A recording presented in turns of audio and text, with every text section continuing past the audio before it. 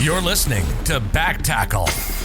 Join Michael O'Reilly of Back Chat and Sean Hussey of Tackling Sport as they join forces to create a fortnightly collaboration called Back Tackle. Back Tackle with Michael O'Reilly and Sean Hussey is your one-stop shop for entertainment, local and international news coverage from a unique perspective. Join the conversation on Instagram at back.chatpodcast and at Tackling Sport, and follow our YouTube channels. But for now, you're listening to Michael and Sean of Back Tackle. Hello and welcome to the first episode of Back Tackle. Back Tackle is a new series brought to you by Back Chat and Tackling Sport. Here we'll chat about what's hot in the news, what's on our minds, and play an original game called 2 News, 1 Lie. So join us every second Friday at 10 a.m. for a new episode. But for now, you're listening to Back Tackle. First of all, Sean, thank you very much for joining forces with me in this new endeavour. Yeah, no, looking forward to it. Something to do. I suppose with lockdown, you're kind of scrambling around for things to do, and I suppose you asked me to do this, so I said, why not? What's to lose? There's nothing better to do, is that it? Yeah, exactly. It's only so much of watching reruns of matches and stuff on the telly you can do. Well, that's it. And I think with your podcast as well, it's so sports orientated, and that's good in the sense there's so much going on. You know, with the usual run of I suppose what I'm doing with Back Chat, it's like, you know, the guests are getting harder to get to because no one's putting anything out, no one's on tour, you know. So fair play to you guys for what you're cranking out, and check out Tackling Sport as well on the all major platforms because you guys are cranking out episodes. You're 3 a week now, aren't you? Yeah, well, that's the thing, because there's so much sport and probably people have a lot more time. They just try and lash out the content and hope, you know, people enjoy it. I think they are, and look, we're enjoying making it, me and my brother, and I suppose it was just something to do at the first lockdown, like I said, and we kind of just kept going from there and started going from 1 episode to 2 and then 3, and it kind of just works with the preview and the review of the weekend, and then a kind of an interview on a Wednesday, and you know, people are enjoying it, so we'll just keep going anyway. And like, what made you start Tackling Sport, I suppose, with Dan? Yeah, well, so I've always sort of wanted to go into journalism. Like, me and you were both in DCU studying journalism, and I've always been around stuff. Like, I did a little bit on a few podcasts back in the day, like just kind of I did one cricket one, and I was on a couple of Arsenal ones a lot, and then Daniel kind of suggested the idea to me because he's always dabbled in the idea of sports journalism, and it's something that he kind of wants to go down the route of now. So we said we both kind of just join together with it and see how we get on, and you know, it kind of made sense because there was so little to do, and we were both sitting here at home, so we said, well, why not just try and start it, see what happens. And look, it's a slow progress. I think everything is, if you're trying to get to ultimately where you want to end up. But I think if you just enjoy what you're doing, enjoy making it, enjoy the kind of the process around it, it's, you know, it's definitely worthwhile. And considering, like, when, you know, me and Dan, when we were watching the football together or whatever, we'd always have those conversations anyway, and we'd always be, you know, talking about the game. So why not just put it out and see if people like it? That's how it comes across. Like, you know, I wouldn't be the biggest follower of sports. Like, you know, I'm a United fan, so it's not even easy to follow sports for me anyway. And yeah, hold your tongue there, by the way, Huss. But like, I've listened to a few of the episodes, and for someone to kind of like myself to not really be interested in watching and, you know, watching sports or sports coverage, I've enjoyed so far some of the episodes you've done, and especially you deviate a bit from the sports thing as well, which I like. Yeah, so one of the reasons we started it is, you know, when you're kind of going, it's like a really saturated market, as it is a lot of them. So same with you kind of want to try and find, you know, almost a niche in it. Yeah. So we kind of thought, like, let's try and find people you don't necessarily hear from. So, like, you know, people that are integral to sport, like, so referees, you know, football agents, people who are in academies that didn't quite get out of there. And, you know, the last couple of weeks we've done stuff on mental health, on, you know, people on policing and football, and those kind of things. And like, it's sort of a different perspective because you can't just go out and just regurgitate what's happened on the weekend. You kind of want to try and find something, and that's what the Wednesday show comes in as. And I suppose that's probably the main the main part of the show and the main reason we started it is to hear from, you know, people you mightn't necessarily hear from, and some of the contacts we have in that field. Yeah, and I think it's important. Like, you know, I've been, you know, it's like as fluid as it's gone so far with Backchat, like, you know, securing guests week in, week out. Like, you look at episode 6 came out last week with Keith Barry, and like that's a 6th guest, but it's a 60th or 70th email. You know, it's a 50th phone call. You know, so I think people that, like, you know, they see the episodes come out, but there's a lot of that rejection, and a lot of like the rejection's understandable. Everyone has a podcast. You know, it's like 20 years ago, if someone said, you know, do you want to come on F104? Do you want to come on Spin? Do you want to come on 98? It's a, you know, high chance they're going to say, yeah, let's do it. You know, it's a radio station. It's something that you can't have in your sitting room. You can't have in your bedroom. You know what I mean? Like, everyone is a podcaster now, and I think it's just important to set yourself up for kind of success in the way that you kind of present them. And I think the resilience you guys have shown as well, it's mental. Like, you guys are on, how many episodes have you done now? 100 and No, we're just over say 50. 60th. Sorry, I'm thinking of posts on Instagram. I was only looking at your Instagram there. Loads of stuff. That's what it's all about, though.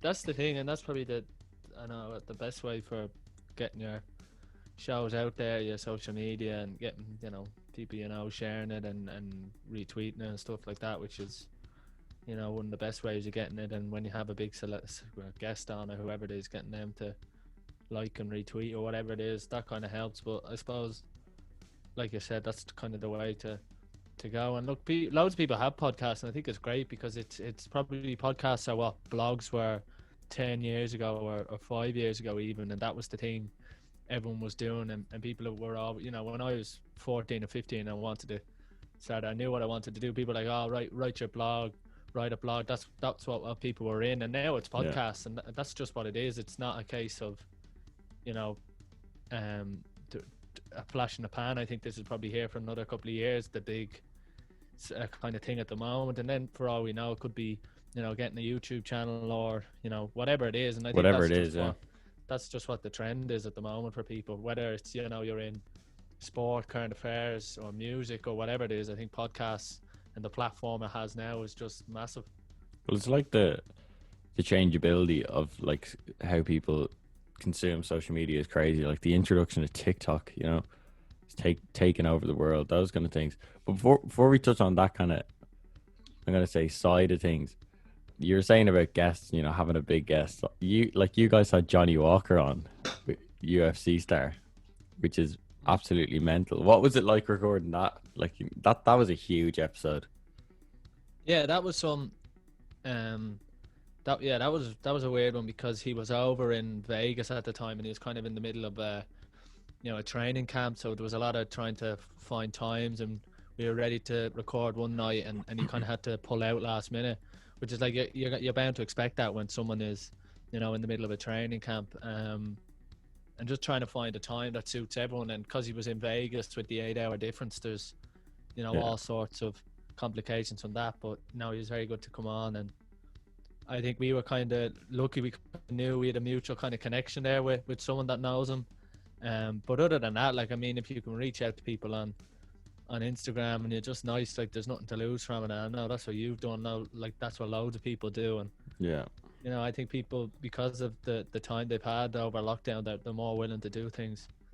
Well, that's it. Like, you know, and you have to commend people that go on to it with ease. Like I secured some, you know, great guests that, you know, statistically probably shouldn't have came on this the show as soon as they did, but they did it with the confidence that I suppose you have to come into these things with. Like, it's like the viral nature of, like, it only takes one episode or one post or one YouTube video for everything to go up, you know what I mean? And I think it's brilliant when people count themselves in on something like that. Speaking on kind of like with the time and lockdown and the time that you have to make episodes, other than making episodes, like, how's your kind of lockdown been? What have you been up to mostly? Yeah, it's kind of been a weird one because my sister came home from Canada right at the start of lockdown, um, and my mum was working from home like she's been working since the start of it. So like there's always that kind of thing going on, and we just at the start really you did what everyone did the quizzes, the Zoom calls, walked for about 5k every day for an hour, just like getting out of the house with doing something. Yeah. And then I suppose since May I've gone swimming, every day. Since one of the main restrictions were lifted in May, which is something that like I really enjoy, and probably like just the regularity of it and the routine around it, and knowing that you're going to leave the house at least once a day, because of the restrictions that were lifted and all, was something that was really good. Because otherwise you wouldn't leave the house for a couple of days unless you were going to the shop or something. So I mean that was something that kind of helped my lockdown anyway. Look, it wasn't as bad as a lot of people's, people whose mum or dad were in the healthcare system, or Yeah. working as nurses or doctors or whatever, or had grandparents living with them. But it was still tough for you or for everyone mentally. But once you kind of got through it together, it was fine.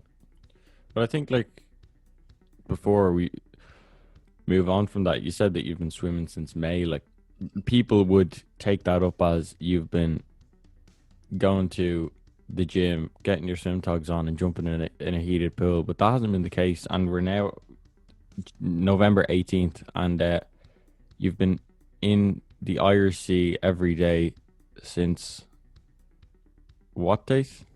Since the May 22nd. Every day. So how many days is that? I think it's 180 or something. 180 days. And Well, we're lucky here where I live, where it's actually in the 5k. The 40 foot's just inside the 5k. it's still freezing. Yeah, but I think it's all sort of like a mental thing, and you don't find it cold when you go every day, if you know that kind of way. Like, Yeah.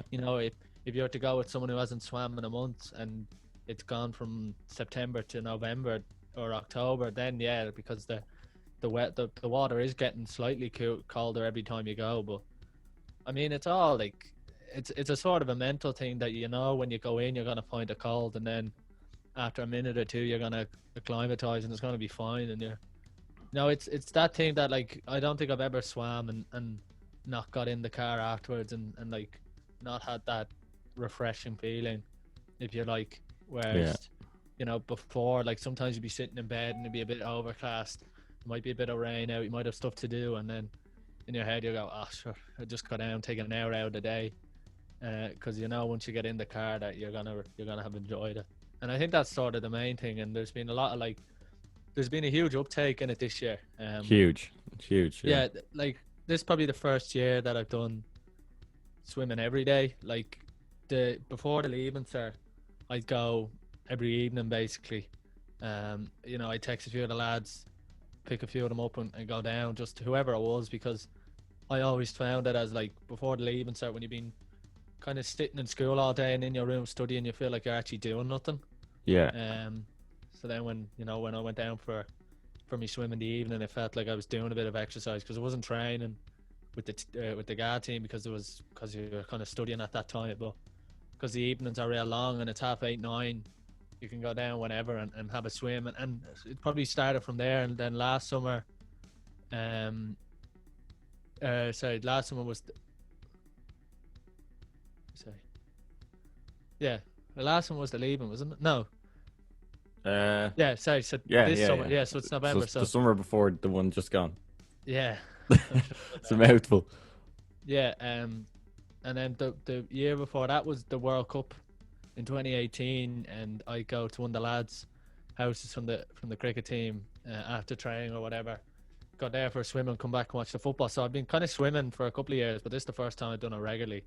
And it's probably finding time, and Yeah. I'm kind of lucky that this summer I could go down because It's lucky you're so close, Yeah, exactly. Yeah, I think but there's a lot of people who live close, and there's actually been a lot of talk about dry robes, which is my God, clothing that like I've one, but I didn't buy it it was a birthday present from the family, but Yeah. I Okay. don't get that. There's a huge like This is the subculture new. around it now. This is the new like Montclair jacket, or this is the new.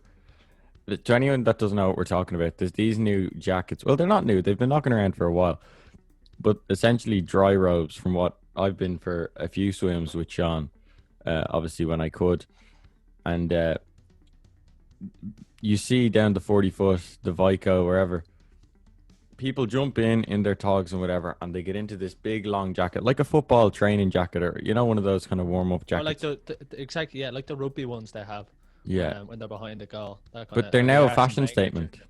You know what I mean? Yeah, but there's been like a bit of a sort of a culture change around that, and like I know like there's been a lot of stuff online, like kind of half jokey stuff about like the dry robe culture and like people going for a swim and then going for a coffee. The dry But robe like revolution. Yeah, the Irish Sea is there, and like I don't know why some people that live real close don't use it for anything, even just for a walk around it. And I think this summer's probably changed that, and probably why the dry robe has become a more staple. important. But it is, it's yeah. There's that's kind of No, thing but around, there's the jokey nature of it, which I like. I love finding the comedic value in anything. But like, okay, I'd say before this year, I probably swam in the Irish Sea maybe 10 times my whole life, right? And like, this is my 21st year on the earth, right? And then in the last 3 months, or maybe, no, since March, let's say. So that's what, 6, 7 months. I'd say I must nearly have been in 50 times, maybe 40 something. mm, It's amazing. Like, it's unreal. And what it does for your head as well. Like, and I think it's especially, like, I take, like, I really, think it's brilliant how much you've done it, and it's every day since May. And now with the month we're in, like November, it's a men's mental health mm. kind of month, even though all year round you need to look after yourself, but just people are shining a light in it, as they should, this November. And I think we're both rocking some sort of growth for the November. But what has it done for your kind of mental, this daily swim? Like, do you think it's helped a lot? Because I heard something great recently. It's no one suffers from mental health. Everyone has a mental health. You suffer from a deviation of good mental health.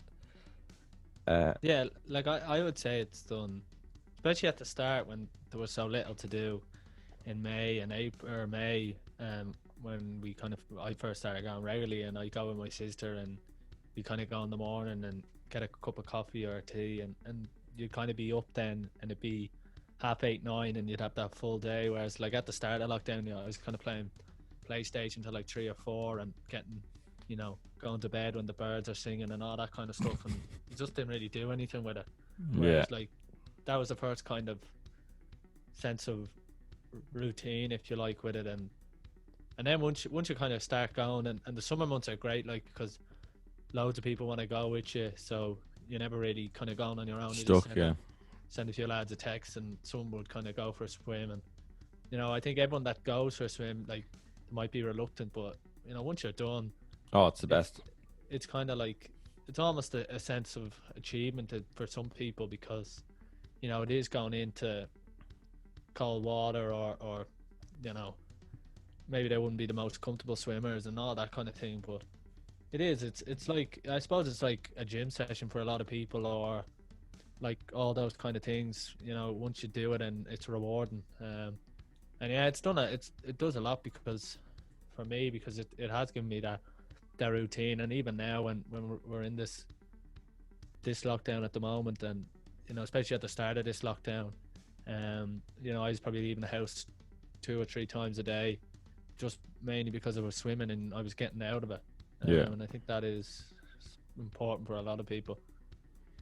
That's it. And I think moving as well recently has been very important for a lot of people. The exercise element, one of the only things you can get out and do. But we're going to kind of move the show on now, because we're going to play a new gaming concept we've come up with, which is called 2 News, 1 Lie. So I'm going to roll the intro. It's time to play 2 News, 1 Lie. So here's how it works. I'm going to tell you, Sean, 3 news stories. 1 of them is a lie, 2 are true. I'm going to tell them all fluidly. You can ask if you want 3 questions at the end. If you don't want to ask a question, you can simply declare which one you see false. So, here we go. So the first story is about a man called Russ Kellett from Bradford, who is a UFO investigator. He claims that Robbie Williams was abducted by aliens, and he himself is a self-proclaimed UFO researcher who saw him on a spaceship after his recent mission. Okay, so that's the first story.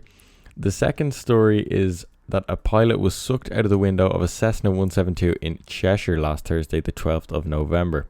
10 minutes prior to landing, he kept a grip on the left wing for the remainder of the flight. Subsequently, the plane landed safely, with co-pilot John Myers walking away shook but unharmed.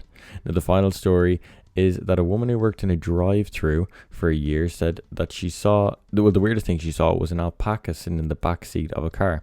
The owner of the alpaca asked for some apple slices for the animal, and the woman at the window just gave them the 2 packets of apple slices on the house. So, 3 news stories, 3 slightly bonkers. But now, Sean, all you have to do is tell me that 2 news, 1 lie. So, Sean, have you any questions? What airport did the pilot land into? It just said landed safely in Cheshire. Yeah. Yeah, I don't even think I need the third question. I think it's the second one is the lie.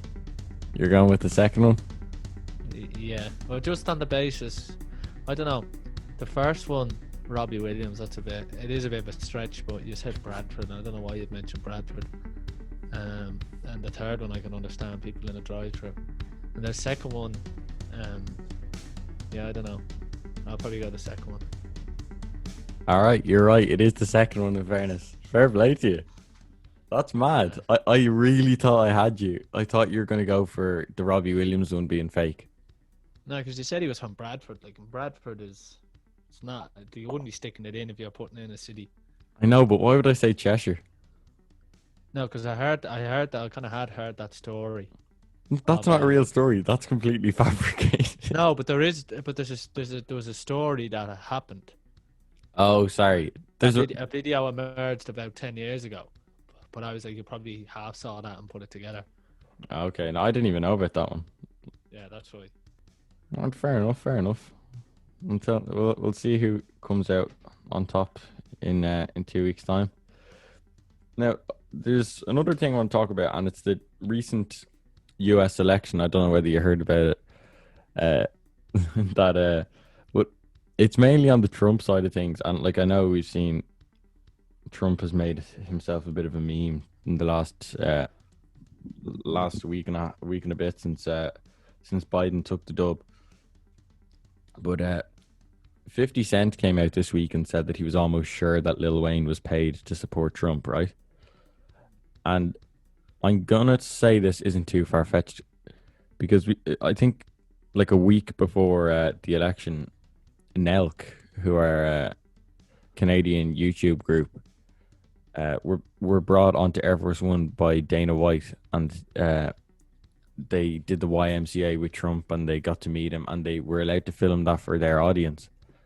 And then, of course, we've got the Lil Pump as well, coming up to the podium at a rally just before the election as well. And I think those 3 things aren't coincidences. I think Trump genuinely, or the Trump kind of campaign, had a scheme to win young voters with those few appearances. What do you reckon?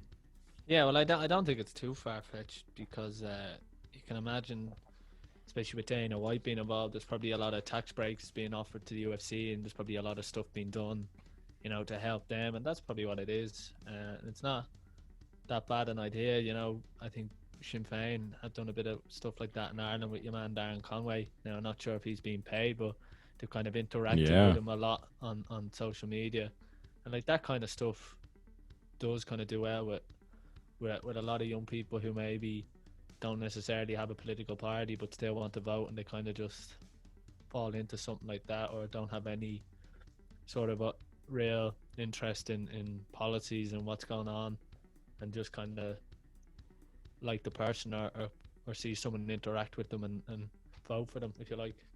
Yeah, no, I agree with you there, and I think it's I think it's something that will be very, very slow to happen again. Like the spectacle of seeing Nelk do the YMCA with the president of the United States, like, is It was class.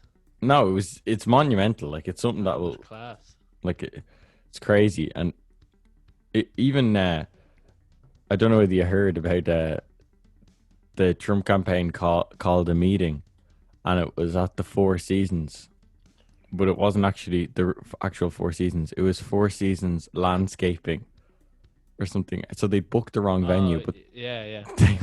they went through with it anyway, and it was just in the car park of a like, of a gardening place. And the gardening place put out a statement being like they didn't know why they wanted the car park, but they were happy to give it to them. And it was Mayor Giuliani, addressing people in the car park while Trump, and at that stage, Trump had just found out he'd lost the count. So some very questionable stuff being done there by the campaign. Yeah, look, I suppose he ran an unbelievable campaign 4 years ago to get elected in the first place, and they did a lot of things right Yeah, in terms of getting him elected. But no, all that kind of stuff doesn't play well. And the Biden campaign probably ran a lot kind of a slower smoother. one. Yeah, Yeah, slow and smooth with all the stuff around COVID. And look, Trump's rallies do work. They do help gain a large part of voters because he seemed to be going to every different state, and he did that crisscross around America, and Americans love politicians and presidents caring about them and their state and where they're from, yeah. because of their whole system there. But I don't know, he was just caught out in the end at the postal vote. And And the fact that, in fairness to him, like if he did get in with the year they had with COVID and everything that's happened around the economy and the coronavirus and all that stuff, it would have been an unbelievable achievement by him, yeah, just politically. But I know the worrying thing is like that 70 odd million or 68 million people voted for him, but I think that's just the nature of American politics, that whatever happens, even if you get hockeyed in a lot of states, you're still going to have the a bones of big 50 number. million people voting for you. Yeah. And I know you're obviously big into sport and stuff. So did you find a newfound respect for Trump when he was actually golfing when he found out he lost? Yeah, well, he loves golfing. He's got a lot of golf courses. He's got one here in Ireland, a couple in Scotland. Is he Um, good? Yeah, I think he's off 12 or 13. There's a swing from him at the Pebble Beach Pro Am about 6 or 7 years ago. And, look, it's a decent swing for a 7-year-old. But no respect to him for going golfing in his own golf course. That's A kind of a flex. power move. Yeah, a bit of a power move. I feel But like if Trump was from Dublin, Obama used to get in trouble for golfing in Hawaii when he'd went there, and now Trump seems to be golfing every couple of weekends. So there's all that sort of jazz. fair play to him.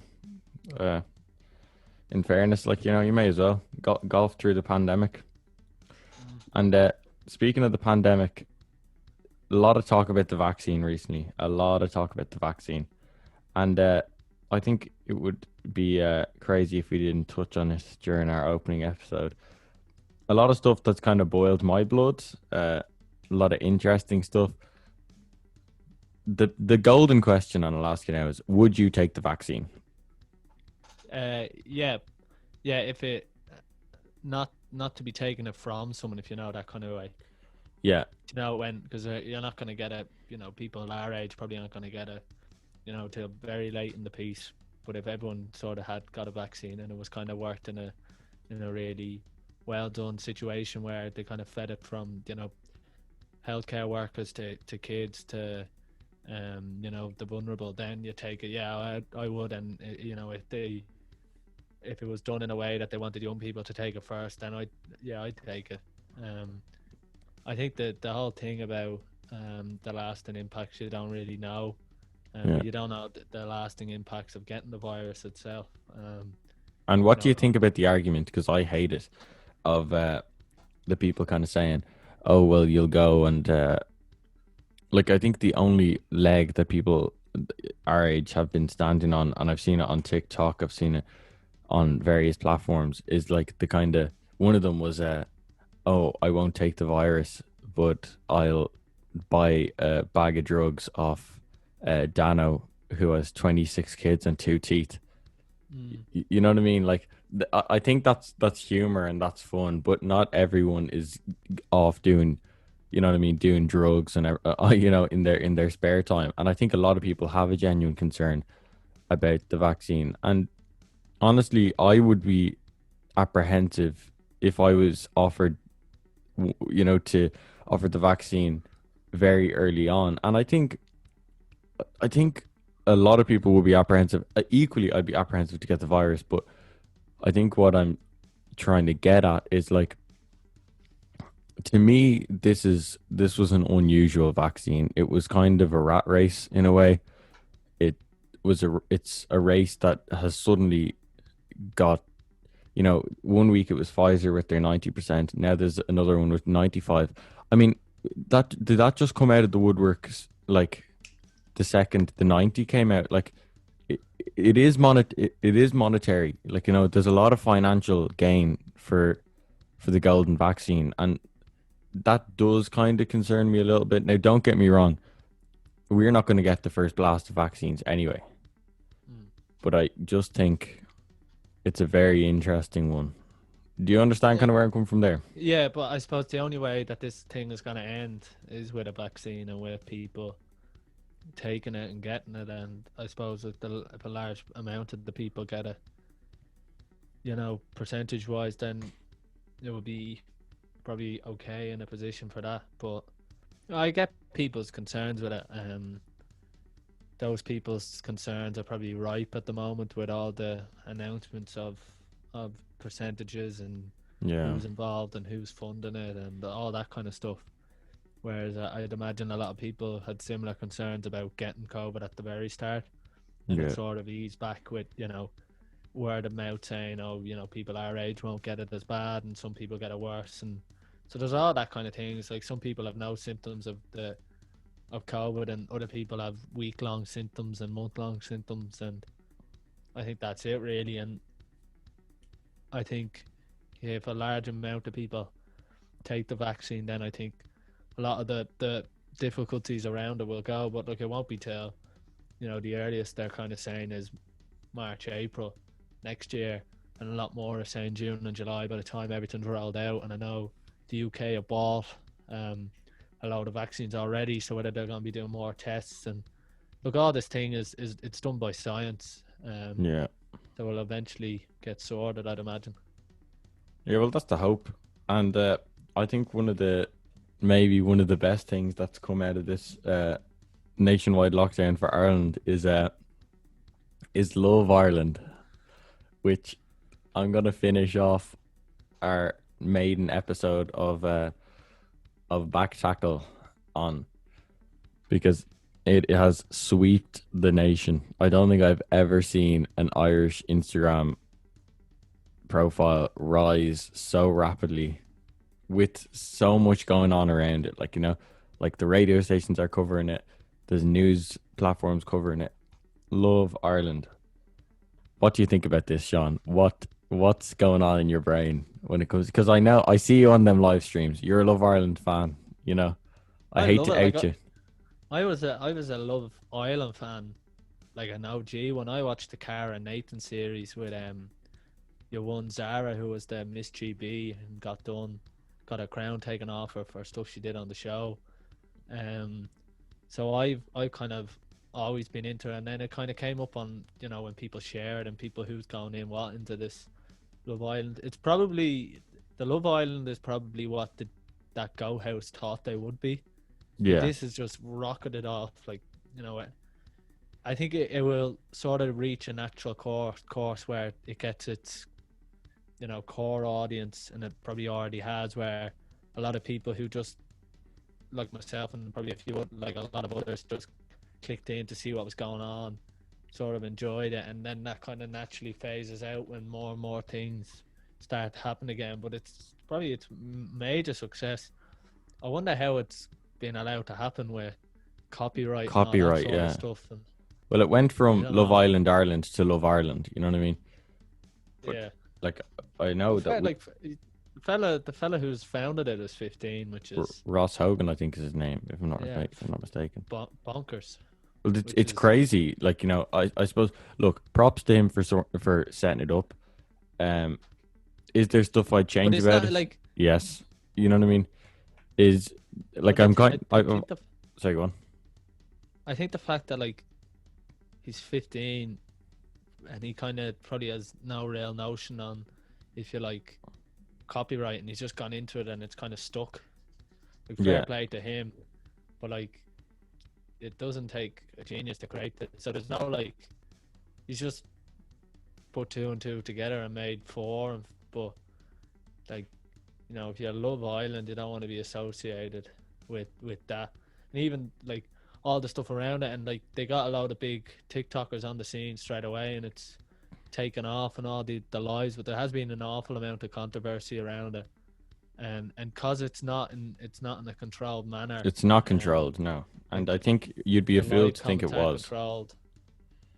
Yeah, and like I know they say they do a lot of health or work around mental health and all, but the comments at times can be, racist, Brutal. whatever you like. Yeah, and they seem to have a system at the moment, but Well, I think if that anything is to happen, God forbid. there's absolutely no doubt that there's someone in Love Island offices on the case. You know what I mean? I mean, Yeah, it's first from a copyright standpoint, it is a disaster waiting to happen. It like the Love Island change to Love Ireland is great, but I mean they have to have copyrighted things like Casa Amor. They have to have copyrighted. Is Bombshell in the actual show? yeah. See, I've Well, it's never only used. It's only kind of used once, I've never only at watched the start. the real one, so you're gonna have to help me benchmark it a little bit. But I mean, there's no doubt. And look, fair play to the guy Ross for putting it together. I mean, he's a 15-year-old. It's obvious. It's very obvious. There's a hunger for it out there.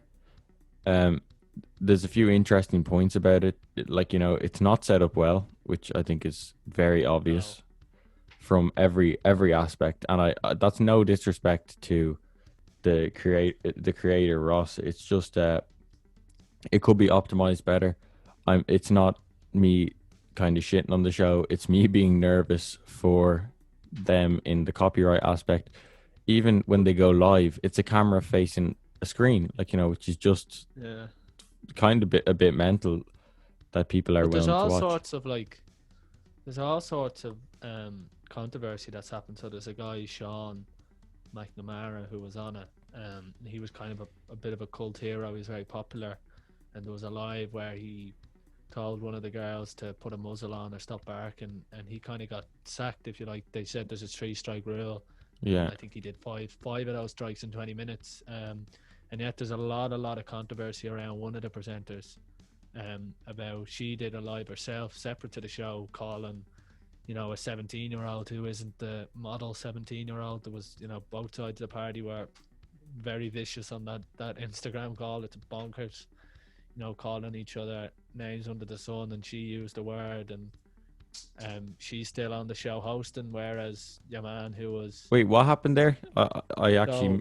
so you won Nevo, who's a huge Oh yeah, okay, TikToker. He's a bit of okay. a bit of a I don't know what's the word to describe. An interesting character, Yeah, a bit of a headbanger. She went on and for lack of better. on the Instagram live, with this, I don't know who she is, 17-year-old or something, and the two of them. Now the 17-year-old has been spreading false rumors about.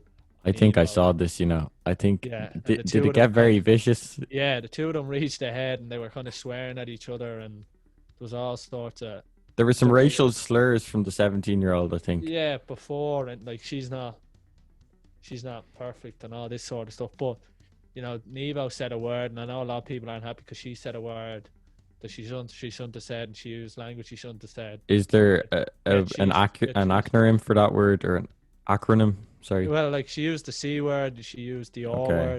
word, which a lot of people had to find out was the R word. But she's still in the show. probably because she's big and she gains a huge amount of audience. But Okay, so fella that's Sean that's got out, interesting. he was kind of, what's the word, hung out to dry a little bit. And I know there's some stuff about getting a lawyer or a court case involved, but Which I is thought I wouldn't know. mental anyway. But I actually saw that one. Was it with the what was the girl's name? George or something. Is that the girl who was with Nevo now, or was that the girl? Viva No. What about Sean and and Eniola. Enola or something? Yeah, that was Yeah. that was kind of crazy. But that's all set up though. That's all because of the show. The show creates all that drama. So like, But I you kinda think have that they're to take a manufacturing it in the wrong way. You know? yeah, I wouldn't say it's scripted, but it's certainly manufactured to make sure that people do lives and they create the drama, and then they stop at a certain time, so there's more drama the next day. You know, so that in that sense, it is a lot of it's manufactured.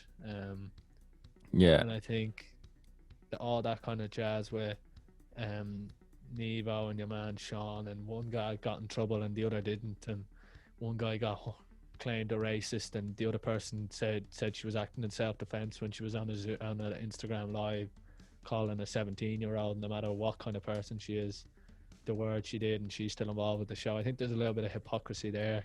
Yeah. Your man probably got hung out to dry. Now the Sean character, like he's a bit of a walking meme anyway. Like some of the stuff he's done since He was showing a probably jersey. showed why- yeah. What jersey And is that? One of the comments one night said something about the CBS, and everyone kind of commented CBS in New Ross or something. He was like, I didn't go there, so everyone just kept commenting about. So I just commented, no, didn't you go to CBS and all this? Okay, And winding then him up a bit. to show everyone he got his 10-year jersey out. And then one of the best comments I think I've ever seen was someone put in a question, and he was on a live with someone, I can't remember who it was, and the woman was like, just read out a comment and was like, my dad is the principal at Terranure, and he says he's never seen Sean before in his life. And Sean was like, well, that can't be true because he's a priest. Everyone, the comments just started. I was at home pissing myself with laughter, the fact that he said it or not, and there was the comments were just funny at the What do you start. think of what do you think of the fact that, like, I think, like, one of the things and the danger, and I've seen a couple of the stories which kind of piss me off in a way, you know, they're saying, oh, we're checking in, it's very important with the mental health of the contestants, but like opening those live comment sections, allowing Twitter, like, Twitter's always going to talk, comment sections are always going to tell a story. Where, like, are they doing enough of a job to make sure that the line between comments and abuse are, like, where's the monitoring, you know what I mean, on their part? Well, that's the thing. That's why, like, a lot of people weren't sure what it was going to be like, but I don't know. I think a lot of the contestants seem to be happy with what they're doing, but the fact that there's no one regulating it like that, and I think that's the dangers of a show like that, you know, if something is to happen, there's no one to sort of put back the blame and all, but they seem to be saying, but you can't monitor comments on Instagram lives because they go out as quick as they do, and Yeah. you can't do it. So obviously, Well, that's why it's not the right platform, maybe. a lot of people are saying screenshot it and all, but you know, what can you do, really? Yeah. Well, look, that's all we have time for this week. Thank you so much for listening to the new series Back Tackle. We are having a lot of fun figuring this one out. This is our first episode, so we're going to see what the feedback is like, how we can improve it, how we can make it better. And we're going to be back to you in 2 weeks with some new topics, new discussions, new updates on Love Ireland, about the vaccine, and about any other news that comes our way. But until then, thank you so much for listening. Follow the Instagram, check the YouTubes, and check out Backchat next Friday with my guest. I'm not going to reveal it here, but you'll know who it is on the Instagram page. But until then, I'll see you.